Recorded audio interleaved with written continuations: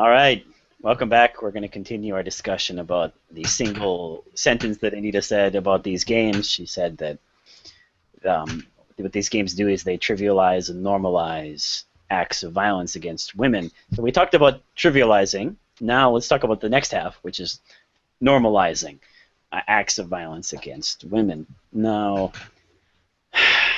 okay, so I'm just going to be the big dumb idiot. Now, I don't believe this. I have a different interpretation. But I'm going to confront you two with the stupid knee-jerk reaction to this. Ready? Oh, that's dumb. It doesn't. It's because it's it's because it's not normal, right? It's because it's of course it doesn't normalize it. It's violence. We all hate violence. There's no culture of loving violence, right? Well, that's dumb. It's like rape culture, right? There's no culture of loving rape. What are you, stupid? Respond.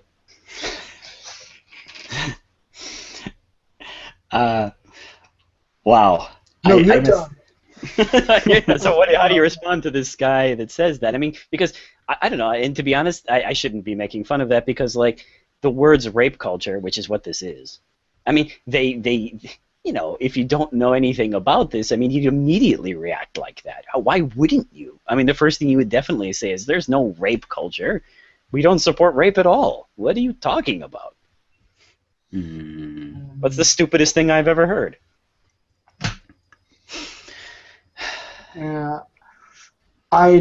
This person who says that we don't normalize violence, we don't support violence, I'd have to, you'd really have to walk them through it. Look at all the violence in our movies. Look how we glorify the people who are inflicting violence. Look how then that spills over to the real world where we glorify we don't outwardly glorify, but we do to an extent glorify war. In America, you say, listen, it's not a one-for-one. You're not celebrating being somebody shooting something in Afghanistan the same way we celebrate when Captain America punches Hitler. But this does have a slight spillover effect here, and we need to, at the very least, be aware of this. Okay. You want me to give my interpretation of this, or you want to go, Justin? No. I guess I'd just say something along those lines, in the sense that when you have all these portrayals of violence, I suppose it doesn't breed an underground fight club that's going around fighting people per se, but maybe it could lead to people thinking it's cool, or they think it's macho to handle it your own way, things like this. But I guess, like Jesse said, a spillover effect. Maybe if we thought about it in a slightly different way, and tell me if I'm onto something or I'm just crazy. But so let's think about it like this. Now, again, I'm going to read a quote. Don't groan when I do. So I won't tell you who said it, but I think you're going to know. So, nobody panics when the expected people gets killed. Nobody panics when things go according to plan, even if the plan is horrifying. I tell the press that tomorrow a gangbanger will get shot, or a truckload of soldiers will be blown up. Nobody panics, because it's all part of the plan. Okay, that was the Joker from The Dark Knight.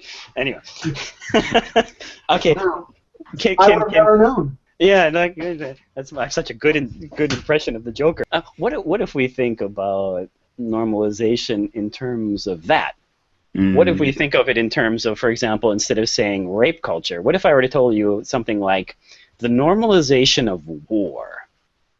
And if I said to you, America has suffered from the normalization of war. I guess, like, you could read a lot of different things into that, but I mean, it's not as if you're saying war is normal and Americans think war is normal. They just kind of have learned to accept it, right? Like, oh, there's a war going on. In the beginning, right, we had a lot of resistance but your resistance only made my war harder. Anyway,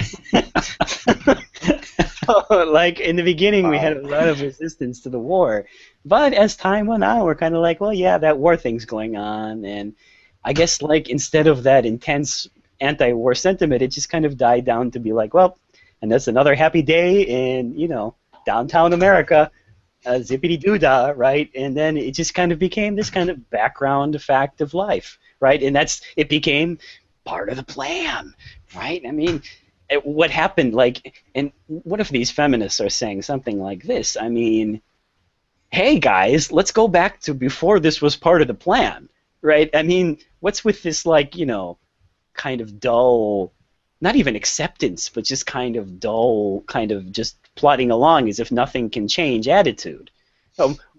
Why aren't, I guess what they're angry about is what I think a lot of feminists are angry about is, and what a lot of people get angry about on the internet in general, I think, is that people don't take what they take seriously, right? To them, it's an issue that should be enraging you every moment of your life.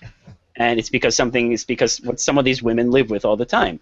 And they're like, well, how can you go on every day, not doing something about this, not protesting about it? You just kind of accept it. It is part of your world.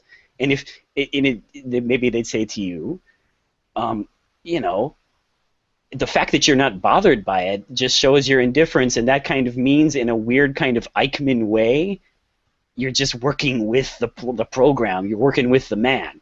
It just kind of means that things are going according to plan, even if the plan is horrifying, right? Something to that effect? Am I wrong or right? What do you think of what I just said?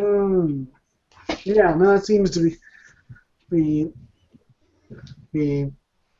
perhaps even dead on, because nobody thinks that when they say rape culture, nobody thinks that we support rape. What people get angry about is some of the activities that surround rape, the victim blaming, and the apologists, the general belief that it's almost like a natural disaster. There is sometimes how we talk about rape and less violence for whatever reason, and more so with rape, but too violence with a certain saying. It's not some. Exactly. It's like exactly. By the way, I agree 1,000% with that. By the way. Yeah, it's like what do you do for an earthquake? An earthquake's going to come, so it's up to you to get your little evacuation kit all together, because you can't stop the earthquake from coming. A lot of people take this kind of attitude towards these acts, and this seems to be what feminists are talking about when they talk about rape culture.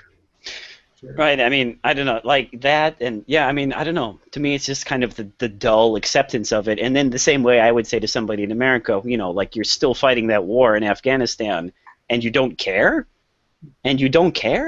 Are you insane?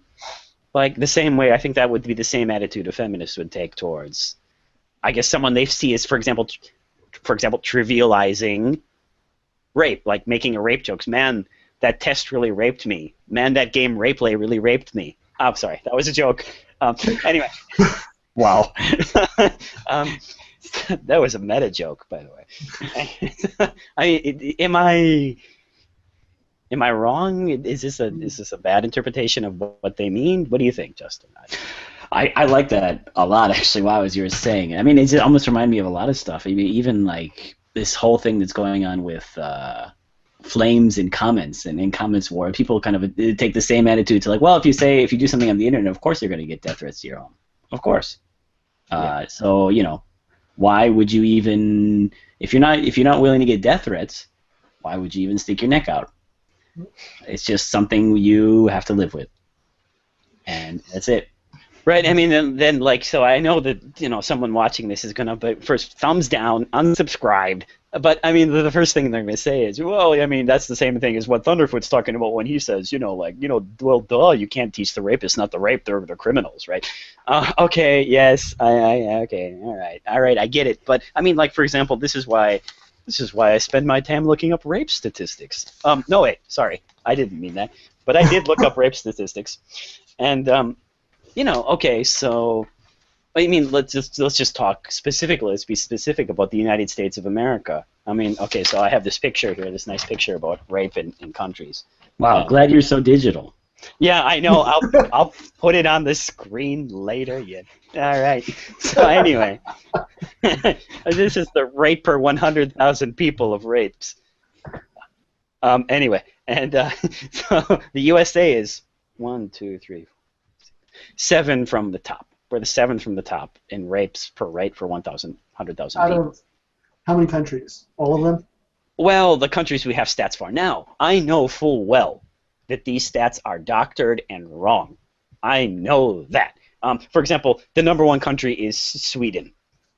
Okay, yes, I'm sure if you're a Republican, you'd have many fine words for why that is. And then you'd start talking, and then with the technical difficulties scream at it. The technical difficulties. Why are there more rapes in Sweden? Okay, but what the real truth is that some countries, for example, count individual acts of rape as one incident, whereas sometimes, like for example, in other countries, even in America, like he's been raping me for the past year. A husband has. They treat it as one incident, right? So there's so much manipulation. And for example, like the fact that I guess according to these statistics, like Egypt is the world's least rapey place in the world. I mean, yeah, give me a break. Give me a break, right? Basically, they have like it's a no rape zone. Yeah, right. Yeah, right. Anyway, I mean, they're just simply not reporting the numbers. I get it. So, but this is all aside from the point. So don't give me any of this crap about lies, damn lies, and statistics. I know full well. But listen to me. Okay, the United States has 26.6. And this is a point I want to kind of use for and against Anita, right? The United States has 26.6 per 100,000 people. Canada has 1.4. So either we're like 260% more evil than Canada, or we're not doing something.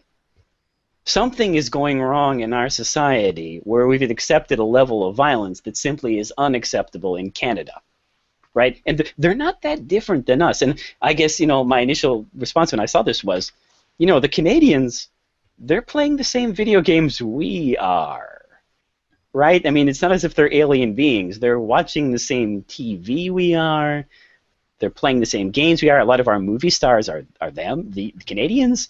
Right? I mean, so what is it about Canada that makes them different than the United States? I mean, these are questions you have to ask. And if we were getting actually serious about this issue, we'd have to talk about sweeping societal issues. For example, how Canada treats the poorest of the poor, maybe the social structure itself, instead of kind of talking about video games. I don't know. That's just my initial thought. What do you think about that? I think that'd be a very interesting thing to pursue next video. Okay. All right. We'll sign off then. Bye. All right. See you next video.